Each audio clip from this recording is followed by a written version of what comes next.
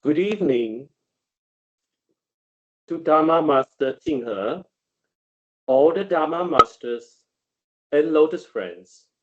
Namo Amituofo. Some people started Buddha name recitation due to illness. However, they started to lose faith in their practice because there was no improvement in their health. They not only blamed the Buddhas and Bodhisattvas for not being compassionate, but would even search for other ways to resolve their illness, such as consult a medium. This is because they don't understand the working of karma and how it can affect their illness since it is very complex and complicated. Jing Chen would like to share two questions related to how Amitabha-reciters should handle illness, with answers given by Master Jingzong. The first question is, we are taught that Amitabha's name is like a sharp sword. One recitation eradicates all karmic obstacles. So why do those who practice Amitabha-recitation still get sick and face difficulties? Is some karma simply unavoidable? Master Jingzong replies, that strikes at the heart of what many practitioners wonder about. Let's look at what eradicating all karmic obstacles really means. Like light dispelling darkness. Amitabha's name, which is the light, dissolves our transgressions, which is the darkness. But this primarily refers to obstacles blocking our path to the Pure Land. It doesn't mean all life's challenges instantly vanish. Until we reach the Pure Land, we live in physical bodies bound by natural laws. Even when past karma is cleared, its effects can linger, like a tree that's been cut down, but its leaves haven't yet withered. Our physical existence follows cause and effect until we reach the profound realization that nothing truly arises or ceases. We remain bound by the laws of the three domains. Yes, Amitabha recitation clears the karma that ties us to samsara. But if you overeat and get sick, you still need medicine. You can't blame Amitabha for not preventing that. Let's be honest, even while reciting, we don't always follow Buddhist teachings perfectly. We still give in to greed, anger, and ignorance, which naturally create problems. The good news, none of this prevents our rebirth in the Pure Land. Once we are reborn there, we enter an entirely different realm. Then the power of Amitabha's vows fully manifests. Next, Master Jingzong explains how to eradicate immutable karma. The term immutable karma contrasts with mutable karma. Immutable karma refers to heavy karma that inevitably results in specific consequences, whereas mutable karma may or may not manifest. Some karma ripens in the present, some in the near future, some in distant future lives. Immutable karma carries tremendous force and is inexorable, continuing its course, unless counteracted by something even more powerful. Through practicing the Buddha Dharma, even immutable karma can dissipate easily. Why? Because karma is ultimately an illusion. When it meets something real, such as Amitabha's name, the illusion must dissolve. If Amitabha recitation could overcome immutable karma, How could it possibly enable our rebirth in the Pure Land and attainment of Buddhahood? Even this life's karma alone would block our path. That's why Amitabha-recitation is called the karma of assurance. It guarantees our rebirth regardless of any karmic obstacles. Now, we move on to the second question for Master Jingzong. Why do some people seem to experience a profound spiritual connection with Amitabha almost immediately after they start reciting Buddha's name, and miraculous things happen, while others practice for years without feeling anything special? This becomes particularly challenging when dealing with illness. Sometimes the suffering just becomes unbearable. Why is this? The following is Master Jingzong's reply. Your question touches on a struggle many practitioners face. I sense that you or someone close to you is dealing with an illness, and despite a long period of faithful practice, you haven't experienced the dramatic results you have heard others describe. You might be wondering, is this some kind of test the Buddha's putting me through? This illness is wearing me down. I just don't have the strength anymore.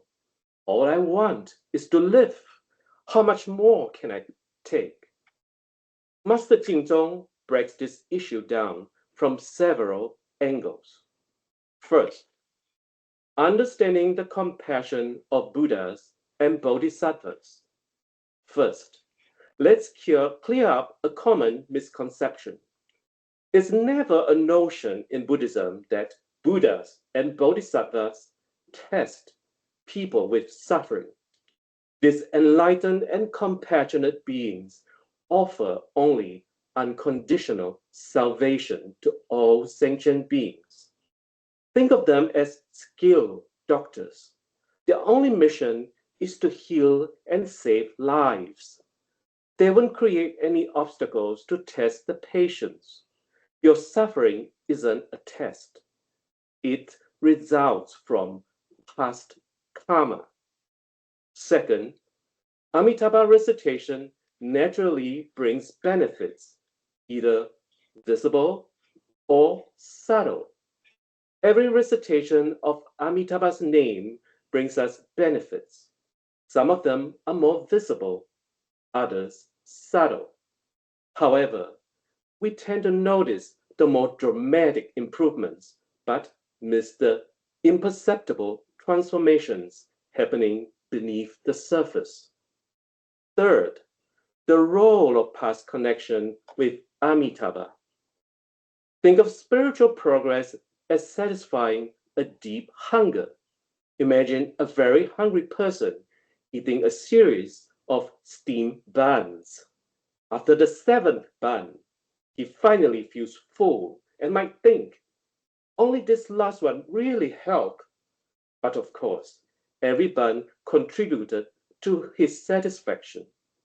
In the same way, when people seem to experience quick spiritual benefits from recitation, they're often building on their connection with Amitabha through many lifetimes of virtuous roots.